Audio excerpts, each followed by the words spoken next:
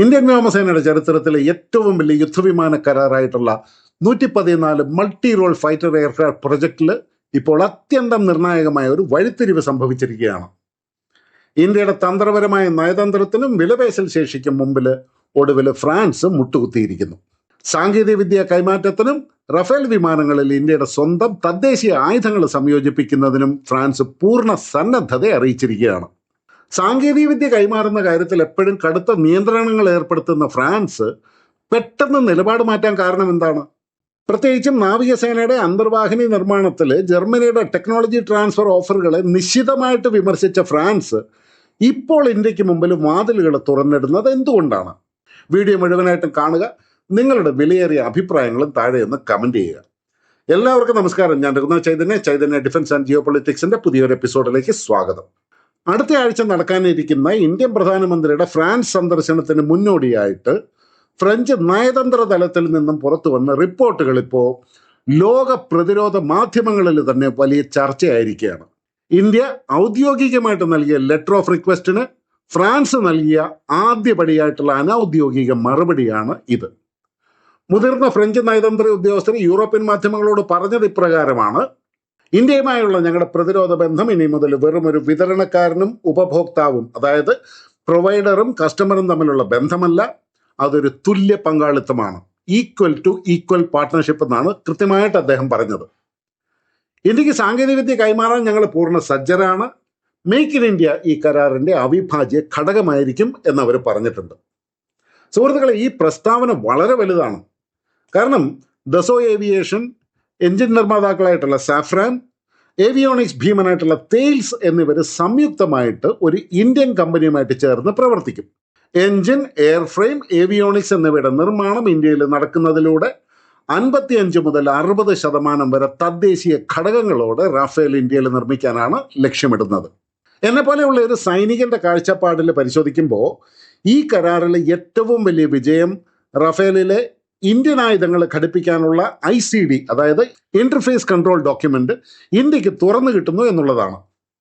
യുദ്ധസമയത്ത് വിദേശ രാജ്യങ്ങളുടെ വിലയേറിയ ആയുധങ്ങളെ മാത്രം ആശ്രയിക്കേണ്ടി വരുന്നത് എത്രത്തോളം തന്ത്രപരമായ വെല്ലുവിളിയാണെന്ന് മുൻകാല സൈനിക അനുഭവങ്ങൾ നമ്മളെ പഠിപ്പിച്ചിട്ടുണ്ട്.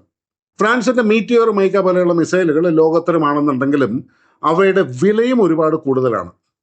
ഇന്ത്യയുടെ അതികർശനമായ ആവശ്യങ്ങളും നിബന്ധനകളും പ്രകാരം ഇനി വരുന്ന 114 റഫേലുകളിലും ഇന്ത്യയുടെ സ്വന്തം ആയുധങ്ങൾ വിന്യസിക്കാൻ സാധിക്കും. BVR പോരാട്ടങ്ങൾക്കായിട്ട് ഇന്ത്യയുടെ സ്വന്തം അസ്ത്ര മാർക്ക് 1, വികസനത്തിലിരിക്കുന്ന അസ്ത്ര മാർക്ക് 2, മാർക്ക് 3 മിസൈലുകൾ, അതുപോലെ ശത്രുക്കളുടെ റഡാർ സംവിധാനങ്ങളെയും എയർ ഡിഫൻസ് സിസ്റ്റങ്ങളെയും തകർക്കാൻ ശേഷിയുള്ള ഇന്ത്യയുടെ അത്യാധുനിക ഹൈപ്പർസോണിക് ആന്റി റേഡിയേഷൻ മിസൈലായിട്ടുള്ള രുദ്രം 3 റഫേലിൽ സംയോജിപ്പിക്കുന്നത് വ്യോമസേനയ്ക്ക് ഒരു വമ്പിച്ച കരുത്താവും.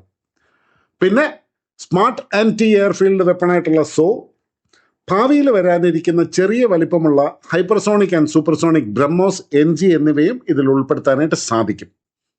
ഇതിനു പുറമെ ഇന്ത്യൻ നിർമ്മിത റഡാറുകളുമായിട്ടും അവാക്സ് വിമാനങ്ങളുമായിട്ടും കമാൻഡ് നെറ്റ്വർക്കുകളുമായിട്ടും ഒക്കെ തടസ്സങ്ങളില്ലാതെ ആശയവിനിമയം നടത്താനുള്ള സെക്യൂർ ഡാറ്റ ലിങ്കുകളും റഫേലിൽ സജ്ജമാക്കും.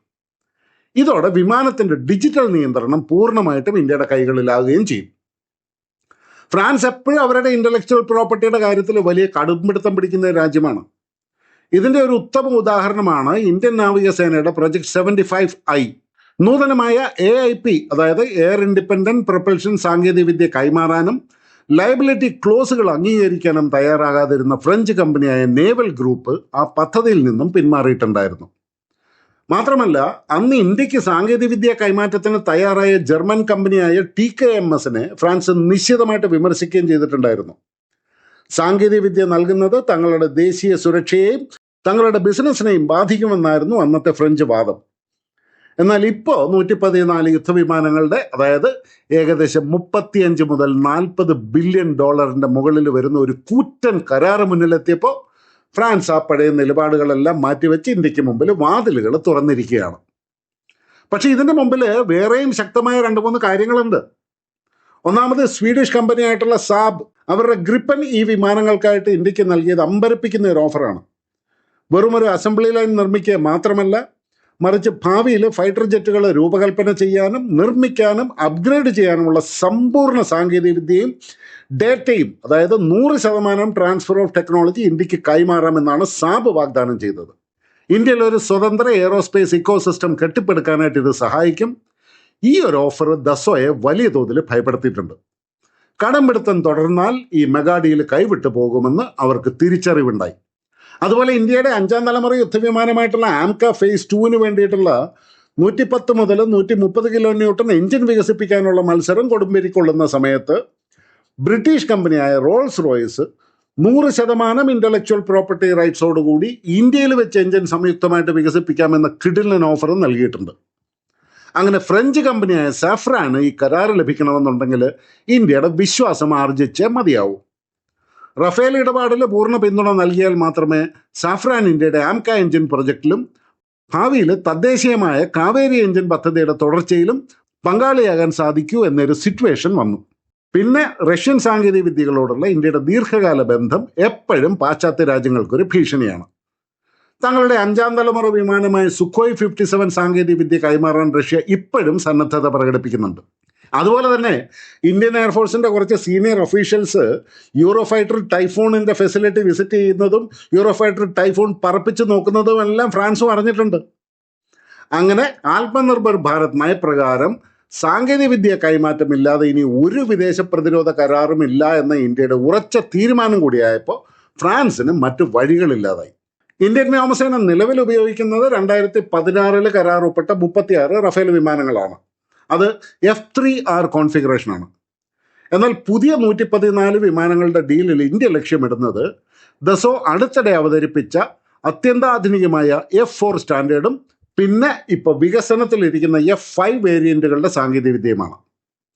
ഇതിന്റെ പ്രത്യേകതകൾ എന്തൊക്കെയാണെന്ന് വെച്ചാൽ, ഒന്നാമത് ഇതിൽ ഉപയോഗിക്കുന്നത് ഒരു നെക്സ്റ്റ് ജനറേഷൻ എയ്സാർ റഡാറാണ്. ശത്രുക്കളുടെ സ്റ്റെൽത്ത് വിമാനങ്ങളെ പോലും വളരെ ദൂരത്തു നിന്ന് തന്നെ കണ്ടെത്താൻ ശേഷിയുള്ള ഒരു അത്യാധുനിക റഡാർ.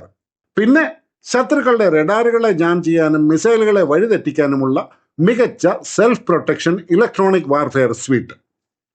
ഇതുകൂടാതെ കോക്പിറ്റിൽ പൈലറ്റിന്റെ ജോലിഭാരം കുറയ്ക്കാനും യുദ്ധമുഖത്തെ തീരുമാനങ്ങൾ വേഗത്തിലാക്കാനും സഹായിക്കുന്ന ആർട്ടിഫിഷ്യൽ ഇന്റലിജൻസ് അസിസ്റ്റഡ് ആയിട്ടുള്ള സിസ്റ്റംസ്.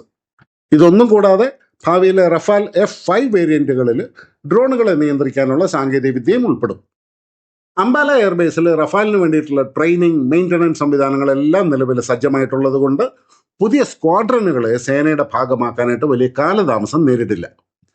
നാവികസേനയുടെ INS വിക്രാന്തിനായിട്ട് 26 റഫേൽ M കൂടി ഓർഡർ ചെയ്തിട്ടുള്ളത് കൊണ്ട് തന്നെ ഇന്ത്യയിലാകെ ഒരു വലിയ റഫേൽ ഇക്കോസിസ്റ്റം തന്നെ ഉയർന്നു വരും. ചുരുക്കത്തിൽ ചൈനയുടെ പീപ്പിൾസ് ലിബറേഷൻ ആർമി എയർഫോഴ്സ് അതിർത്തിയിൽ J-20 സ്റ്റെൽത്ത് വിമാനങ്ങൾ വിന്യസിക്കുകയും പാകിസ്ഥാൻ ചൈനയിൽ നിന്നും J-10C വിമാനങ്ങൾ സ്വന്തമാക്കുകയും ചെയ്യുന്ന ഈ സാഹചര്യത്തിൽ ഇന്ത്യയുടെ നീക്കം സ്ട്രാറ്റജിക്കായിട്ട് വളരെ പ്രധാനപ്പെട്ടതാണ്. 114 അത്യാധുനിക റഫേൽ ഇന്ത്യയിൽ നിർമ്മിക്കപ്പെടുന്നതോടെ 2 ഫ്രണ്ട് വാർ സാഹചര്യങ്ങളെ നേരിടാനുള്ള വ്യോമസേനയുടെ കരുത്ത് പല മടങ്ങ് വർദ്ധിക്കും. ഇതിലൂടെ ഇന്ത്യ ലക്ഷ്യമിടുന്നത് കേവലം വിമാനങ്ങൾ വാങ്ങുക എന്നതല്ല, മറിച്ച് സാങ്കേതിക സ്വയം പര്യാപ്തതയിലൂടെ ലോകത്തെ മുൻനിര പ്രതിരോധ നിർമ്മാതാക്കളായിട്ട് മാറുക എന്നതും കൂടിയാണ്. ശക്തമായ നേതൃത്വവും വിട്ടുവീഴ്ചയില്ലാത്ത വിലപേശൽ തന്ത്രങ്ങളും എങ്ങനെയാണ് ഫ്രാൻസിനെ പോലെയുള്ള ഒരു രാജ്യത്തെ ഇന്ത്യയുടെ നിബന്ധനകൾ അംഗീകരിക്കാൻ പ്രേരിപ്പിച്ചത് എന്ന് ഡീൽ വ്യക്തമാക്കുന്നുണ്ട്. സുഹൃത്തുക്കളെ, നിങ്ങളുടെ അഭിപ്രായങ്ങൾ താഴെ കമൻറ്റ് ബോക്സിൽ ചർച്ച ചെയ്യാം. ഈ വീഡിയോ നിങ്ങൾക്ക് വിജ്ഞാനപ്രദമായിട്ട് തോന്നിയെന്നുണ്ടെങ്കിൽ ലൈക്ക് ചെയ്യുക. പ്രതിരോധ വാർത്തകൾക്കും വിശകലനങ്ങൾക്കുമായിട്ട് നമ്മുടെ ചാനൽ ഒന്ന് സബ്സ്ക്രൈബ് ചെയ്യുക. വീണ്ടും ഒരു മികച്ച വീഡിയോയുമായിട്ട് കണ്ടുമുട്ടാം. അതുവരെ എല്ലാവർക്കും നന്ദി, നമസ്കാരം, ജയ് ഹിന്ദ്, ഭാരത് മാതാ കി ജയ്.